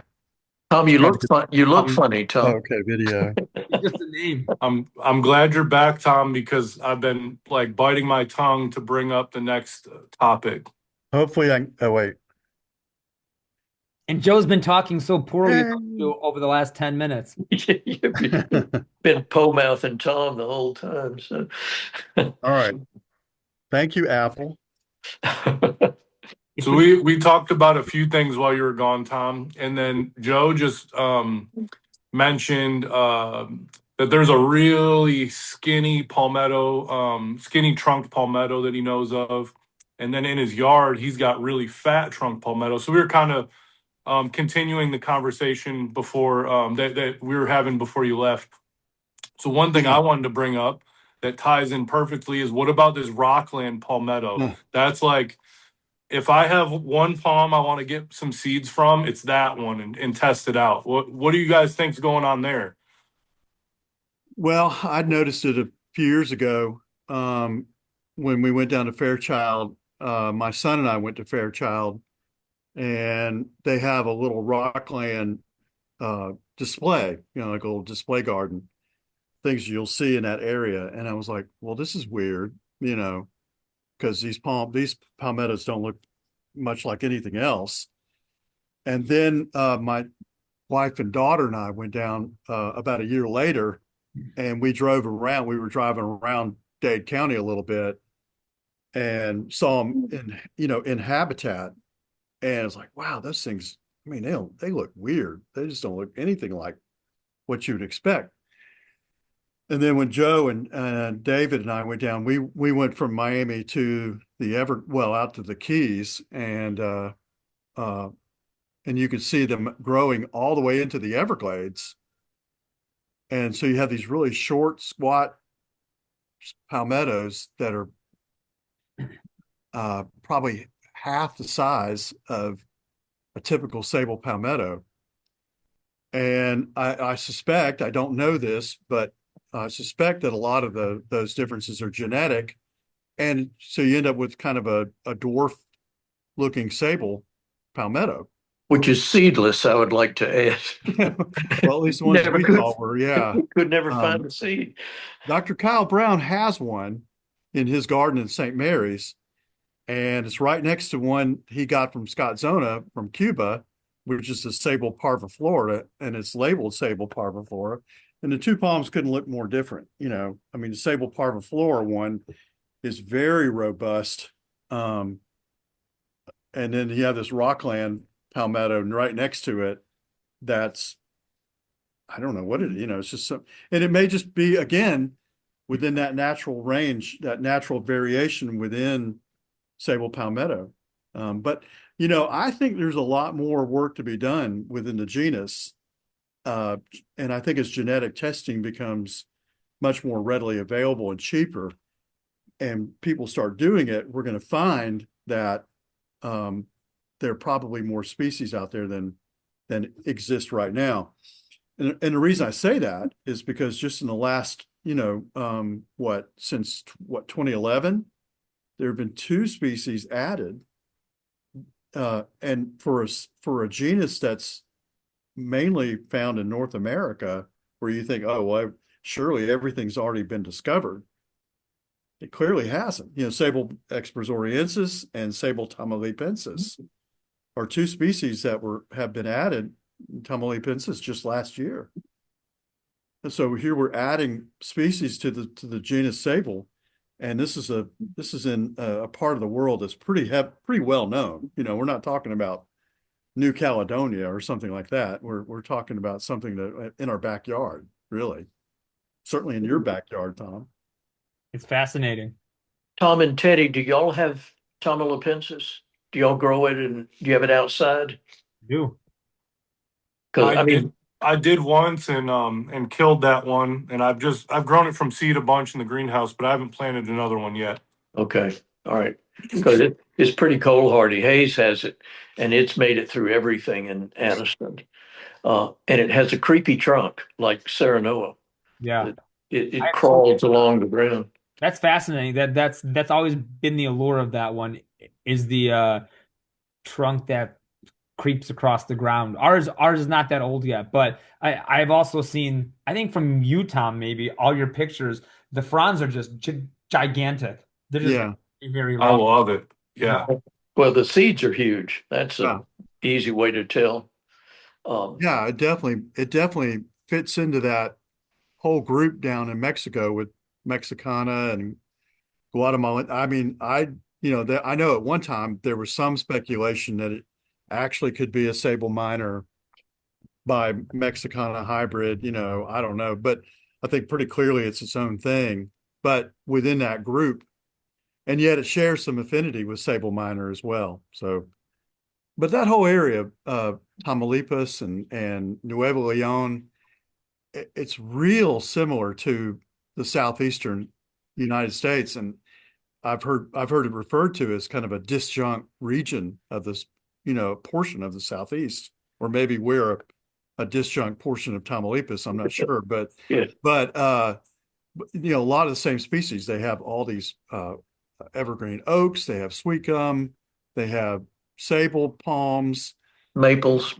maples, magnolias, Spanish moss. I mean, there's just a lot of affinity there. So it's no surprise that a lot of the plants from the northeastern Mexico are pretty well adapted to our region as well.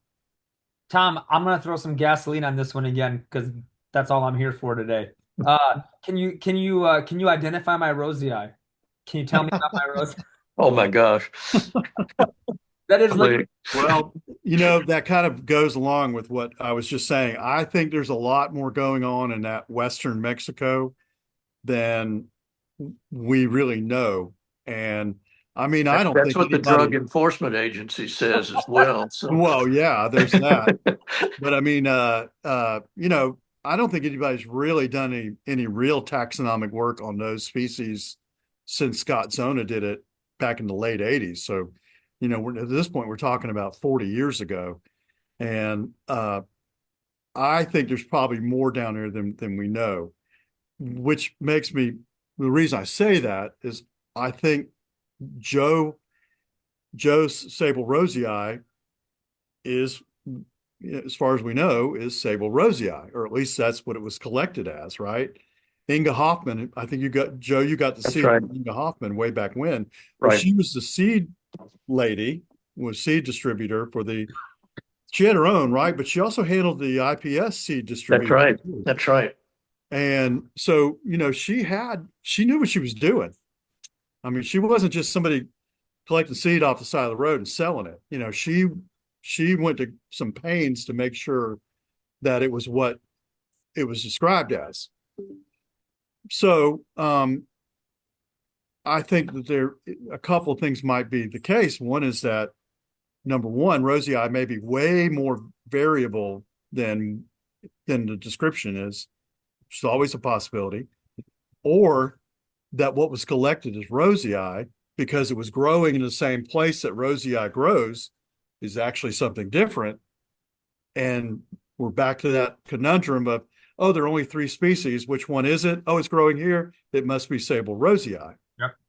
Well, you posted that picture the other day, and the whole seed cluster it looked like an oil palm. Everything was right there in the top. And then I took a picture of the one at the school, which is about to bloom, and it's getting ready to bloom, but everything is contained within the crown, but Yeah. it's definitely not No. the same thing as that picture. Then I have the riverside at the school that I got from It's another one. Stuart, from Mobile, and that's clearly not the same thing. Well, And no. Will the real Riverside please stand up? please stand up. Nobody knows what it is. So thanks, Tom, for starting this whole thing all over again. Yeah. No, I mean, I so but that's what happens though. Everyone's answer always is for everything. Oh, that's just a minor. And Teddy's always giving me hell all the time about anything I post. It's always a great looking minor because that's honestly what the answer is for the majority of people is they have a minor in their backyard and they think that everything's a minor. And this whole conversation is lost on them.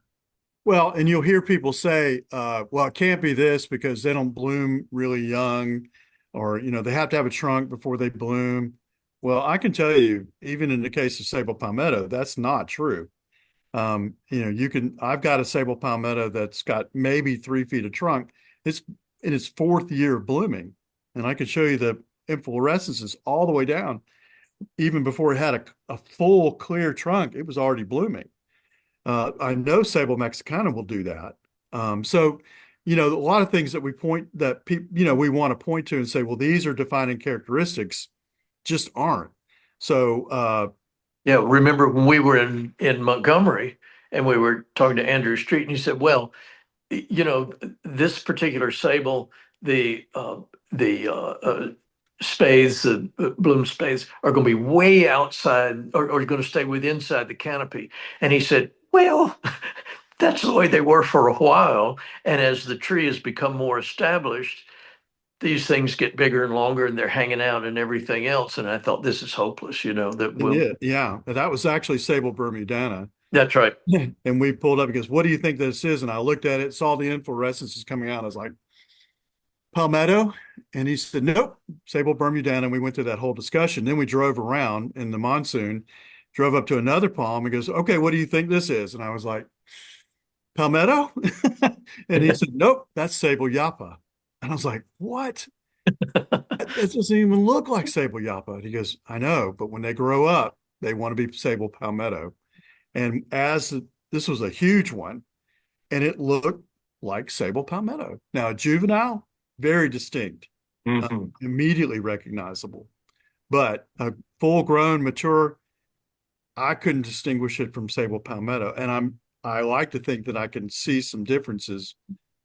I couldn't on that one. And he said that the problem is they all get big and they all start looking a lot alike.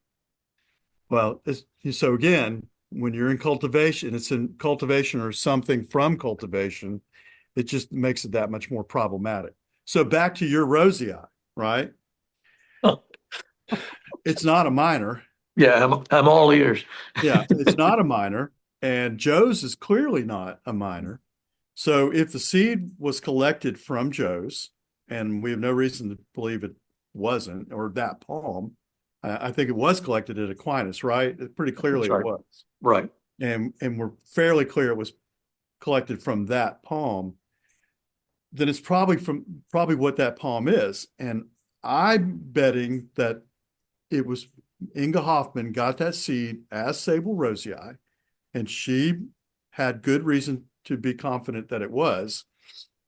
But that doesn't mean that Sable Rosii is the only palm growing in that part of Mexico. I think there's a lot more going on down there than we know.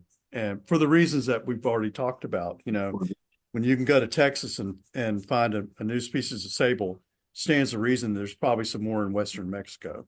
Well, and there's got to be some academic types in Mexico. I just thought about this. Like we're talking about this in Georgia, Tennessee, and Texas, but the people in Western Mexico, I mean, I would suspect they probably care about their flora. Why aren't they looking? Or maybe they are. I know they're down there. We had somebody to join our Facebook group, Sable Seekers, Huh? from Mexico, but I haven't heard a lot. I was really excited when he did join because I thought he would be able to share a lot about what was going on, or at least share pictures of what's down there. But I haven't heard a lot from him since he joined, so maybe he'll step up. He disappeared. Yeah, I don't know. Yeah, yeah, but Yikes. yeah, that's all. That's nice too, I guess. But I would suspect that part of Mexico on the western side is pretty rural, pretty rugged, and I've never been there. I don't know, but just what little I do know, it's not. We're not talking about Los Angeles or San Diego. It's a pretty rugged part of the country. So I don't know what's down there in terms And of. of course, I don't know where maybe Inga Hoffman got the seed from San Diego or Los Angeles Arboretum or, any number of other Southern California gardens. I have no idea. Right. Um, I don't remember I mean, she used to send me stuff on a regular basis, but I don't ever remember. It would just be genus species. I don't ever remember a location. Now, when I got Tomolopensis from Yucadoo, I still have the plant collection number uh, on that one. So, you know, I know exactly where that came from. So, uh, and that was collected by Carl Schoenfeld. Um, yeah, and he came to Aquinas one time to look around, and he said, "Yeah, that's what it is." And but he was surprised because we had Brahea morii growing, which grows in the same area, and he couldn't believe that I was growing morii in nearly full sun at the time, and it was doing fine. But I think probably Aquinas is a bit wetter than wherever it grows and it's also way further north, so the sun's not as strong or something like that. Moriah's still there, so So does that clear up your rosy eye at all? Not No.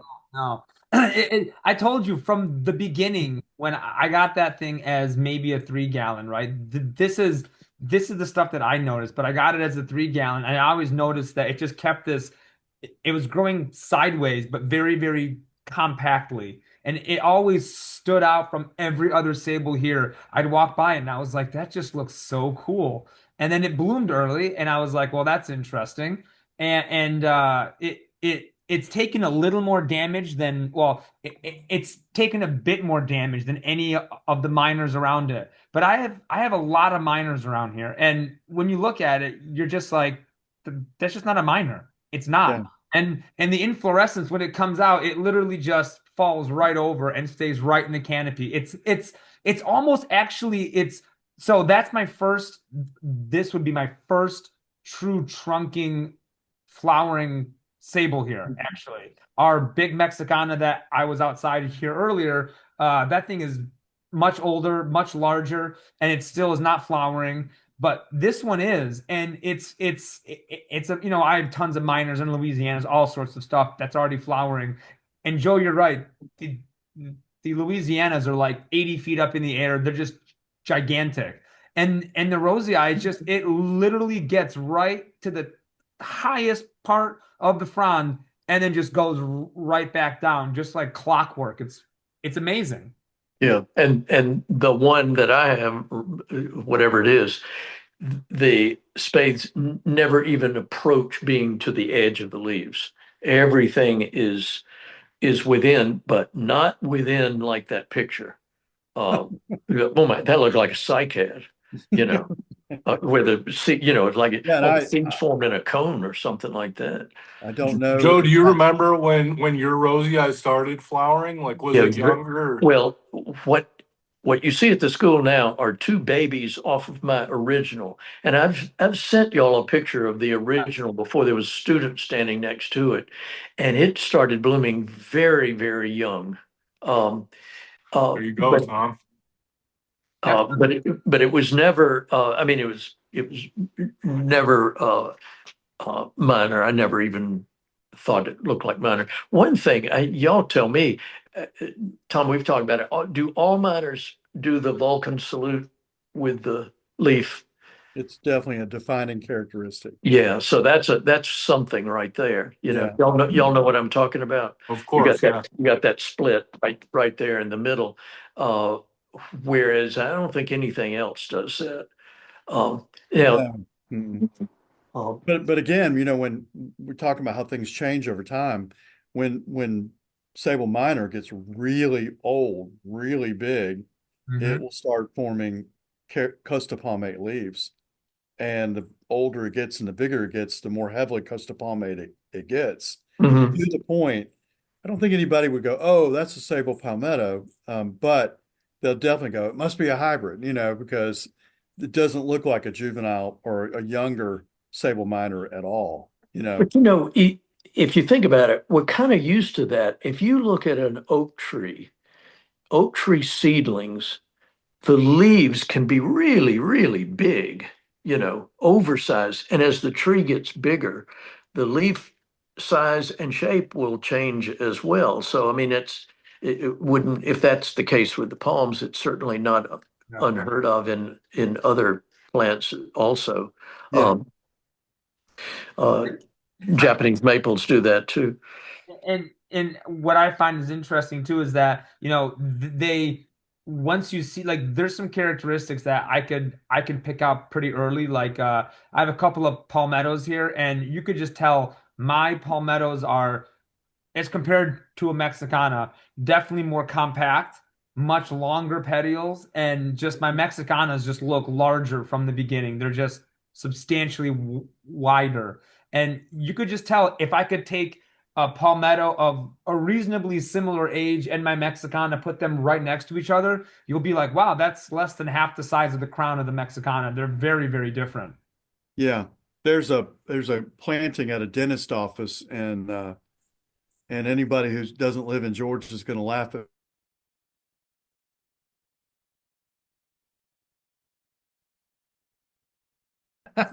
It should be Martinez, but we pronounce it Martinez. Pretty accent. Yeah, right. But in Martinez, there's a dentist office, and you can see it almost from the interstate. You know where I'm talking about, Joe. Yeah. And they have like 3 or 4 Mexicanas planted right there. And when you drive up the road, and they're Sable Palmetto all around it in different places. And when you see those things, they just pop right out. They are so distinctive. And of course, when you look at the seeds, it's, they're much larger than palmetto. Those two are not, I mean, those are not going to be confused in my mind ever, those two. I mean, super, except by the people who a sable's a sable or a palm is a palm. Yeah. Right. They're Right. But we're talking about a group of people who are splitting hairs already, so we might as well split them a little further. But those two are pretty distinct. They're distinct in my mind. Yeah. Absolutely. Yeah. Yeah, one day we'll have to talk about Butia if you wanted. Oh, This is not throwing gasoline on the fire. This is a nuclear reaction we're talking about here yeah. because Well, oh the they'll island of misfit toys. One of oh the they'll sleep with anybody apparently, and then you end up with everything under the sun. Only Phoenix exceed them in their profligacy. yes, Promiscuity. promiscuity. Yeah. Yeah, I mean, it may turn out someday that there's just tons of hybrids that we just had no idea about, right? That could very well be what happens. Yeah, I mean, you look at other palm genera, and they definitely hybridize. Like Joe mentioned, Phoenix definitely hybridizes. But again, the individual species are so distinct. No one's going to confuse a pure Canariensis with a pure Dactylifera. They're Right. just so Right. distinctive. So that when you see a cross, it's pretty easy to see that it is a cross. Yeah. Sables is just not so easy Yeah. because Right. of the Right. variation within the species and the sameness within the genus, if that And makes then sense. I know people are hesitant, like even all of us as well. We're hesitant. We don't want to put our name behind that's a hybrid, or I even think that's a hybrid. But that leads into the other thing is what if there's not even hybrids, but there's completely different sables altogether? Right. That's an Right. option too. Yeah, and that's such a great point because I think when people start declaring that they're hybrids, well, then there's an assumption that there's nothing else going on. But there's enough I've seen enough pictures of oddballs, especially on the Gulf Coast, where they don't really fit Sable Minor, they don't really fit Sable Palmetto. Defuniac is one of those, and now that's a palm in cultivation, so there's not like a population somewhere. It's just one palm, but there are some palms that are wild on the Gulf Coast that look a lot like the Defuniac palm, and they don't really fit anybody's description of either of the two species that are there, and but they're distinctly different. So, but before I would want to say that they're a hybrid, I would want to say, well, maybe we're looking at something that's its own thing. Yeah. And I wouldn't want to, kind of be preemptive and rule that out because I'm much more excited about a new species than I am some kind of cultivated hybrid yeah, there may be that's great, but I would love to find more species of sable native to the United States. That would make my day. Oh, You Sable remember McClendon, yeah, that'd be awesome. you I'd remember grow. Tom when we were in Defuniak Springs, you drive up to this little palm and it looks exactly like it did 30 years ago. I wish I And did. and it didn't have any seeds. And I said, well, look in the lawn. And so we're pulling, we look like we're out of our minds and we're grazing on the lawn, pulling obviously dead seeds out, and they all came up. But Oh no. across the street, there were palmettos, huge palmettos all over the place. None of them looked like Defuniak. No. And then coming full circle, the Burke County sable with seeds the size of apricots, not that big. I'm exaggerating slightly. Oh, what the hell is that? Because Burke County is not a horticultural hub where the latest thing usually shows up. Now there is a big nuclear plant there, so that could explain some things, but who knows what that baby is? You had the seeds come up, didn't you? Oh yeah. I Yeah. did, yeah. Ours are coming up and they're huge. I mean, ultimately, I think Teddy and we've talked about this too. It's like, do I have a rosy eye? Do I not have a rosy eye? I don't want to argue with people online. I have a lot of other stuff to do in my life. Ultimately, if it's cold hardy, it grows well, it's robust, I'm happy with it. It's going to be what it is until I have a reason to think that it's not that. And I'm happy either way. I don't really Well, care. you summed it up. I mean, it's a mystery that probably will never be resolved unless we can come up with a Q-tip gene test or something. But you may have summed it up best when you said you walk by and you think that's really cool. Yeah. At the end of the day, maybe that's enough. If it's a cool plant, who cares? Right, right, right. Our 2 hour podcast goes down to 5 minutes because nobody cares. That's it. Summed it all up. Done. You Not want me for to us. sum it? What's You that? want me to- go ahead, Joe. No, no, no. I wasn't going to say anything. I, I buy the book. Oh, There it is. There you go. You got to plug the book, right? I don't know Yep. why it's not showing so up. But yeah. Shameless merchandising. yeah. No, so we're about at the end of this one anyway. So tell us about the book, Tom. You sent me a couple. I appreciate that. We're gonna get one out to Banana Joe, actually. He was on the show last week. So I'm gonna get Joe a book, and for anybody else that comes on, we'll definitely make sure that they get books. But tell us about the book, tell us about how they can buy it. Well, okay. The book itself, really, I think probably the genesis of it, Joe, one of the first things Joe and I talked about, Joe said we ought to write a book. And this was probably 1995. And so that was kind of the genesis of it. And like a lot of things, there was just not a lot of there was no good information on palms outside of Florida and California. So we had a publication through the Southeastern Palm Society called the Palm Reader, and it was I don't know, maybe 6 or 7 pages. It was just a little thing that Will Roberts had done, who was our first editor, and was very good. It was, I devoured it when I first got a hold of it. But we kind of took that and used that as a germ, and then greatly expanded it. And it was published in 2007. And Jeff Stevens, who was our newsletter editor, when he passed away, he still had about 100 books that were that nobody knew about. So I was able to get a hold of them. I do have them on my Etsy shop. The list price way back when was $32.95. It's $40, but I covered the shipping and anywhere in the United States. So basically the same price, as what it was originally. So it's a good deal. Obviously, things have changed since 2007, but there's a wealth of good information. And the photos, one of the things that we were pretty insistent on was all photos of every palm in here were taken in the Southeast, outside of Florida. No picture was taken from a Florida palm or from somewhere in California or wherever. So I think that has a lot of value too. Are you doing volume 2? When we sell out of volume 1. Yeah, with the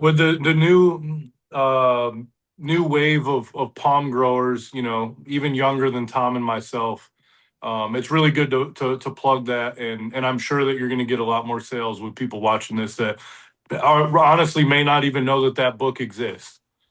Yeah, it's it's been a long time, right? And I did write a citrus book about 20, well, it was before this book, so it's never mind. It's been a long time. And so at numerous requests, I've been asked to update that, and I'm almost done.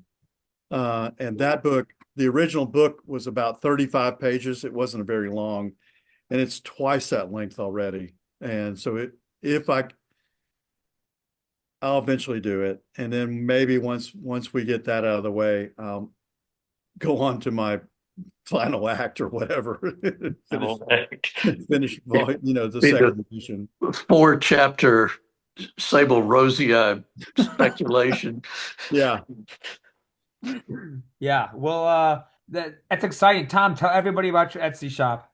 Oh yeah, it's www.tomtropicals.etsy.com. Tom's got a lot of awesome stuff. He sells a lot of things that Teddy and I don't sell, all sorts of flowers and things that are very interesting. So, And then same thing with you, Joe. How can people donate or help the Aquinas High School? They could just best thing to do would be to email me JLEVERT at Aquinas High, AQUINASHIGH.org. And the last time that I did this, got a fella in Pennsylvania who got interested, and he said, "Can you send me some seeds?" I said, "Sure." So sent him some stuff, and then later on found out he was like 16, and I thought this is great, because he's getting interested. Yeah. He's got time to see how all this works out. And of course during the summer I'm around most of the time, so if anybody wants to drop by the school, they could, you know, text me and then we can figure out a time because no students around. So it's a good time to visit. So bring a water bottle. That's all I'm going to And say. you're doing palm sales still, Joe? Is that right or no? Not much. I got too much going on. I mean, I will have some stuff. And I was the other day I was planting cycad seeds. So, probably by midsummer they'll all be up, and then I've got a bunch of Bermudanas and Pumos to pot up. Very good. So That's exciting. We're actually almost officially at 2 hours, guys. So that's we've eaten up. Sorry about that. Huh? Sorry about that. Oh no, man. This is what people, it's not to add more gasoline on the fire, but this is what people actually like. These kinds of interactions are the things that people want to hear about because when you live in Pennsylvania or Virginia and you've got two or three sables, and then you hear about what you guys have done, like I got a lot of sables, Teddy's got lots of sables. You guys have done things that I hope to accomplish at some point in my life, whether I help out Creech at SFA and I go down there. I'm doing all the Moody Garden stuff with him down in Galveston Island. So he's going to be getting a ton of my sables. So we're going to be testing wind resistance and salt tolerance. And he has these things called, what did he call them? Not coyote. Oh gosh, zombie wolves or something like that. These crazy animals and pigs and all sorts of stuff. So yeah, I mean, I'm humbled by all the stuff that you guys do. I really do. I appreciate you guys taking 2 hours of your day to hang out with us. it's fun. Absolutely. Yeah, Fun. I appreciate the opportunity. Anytime. Y'all are regular guests. I'm gonna walk around tomorrow and look at my rosy eye again, and we may have a little talk. I got to find out where.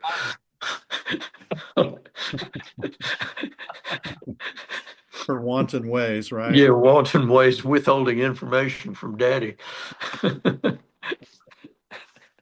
All right, Teddy, anything to wrap us up? I'll let you wrap us up. Thank you for all our returning viewers. Thank you both, Tom and Joe. Sable King, of course, as always. Appreciate everybody's time. And like Tom said, we'll have to make this a regular thing. We might have to bookmark you guys in for a couple months from now, and we'll do it all over. Right? Give the people what they want, guys. Don't hold out on us. Sounds good. Awesome. Well, thanks everybody. This has been episode 17 of the Palmcast with Tom and Joe. We only scratched the surface. I'm sure I'll end this call and then I'll ask myself, man, I should have asked him about that. But we'll do that on the next episode. So episode Perfect. 17. Thank you, everybody. Thank you, Tom and Joe, and we'll see everybody on the next episode. See ya. All right. Great.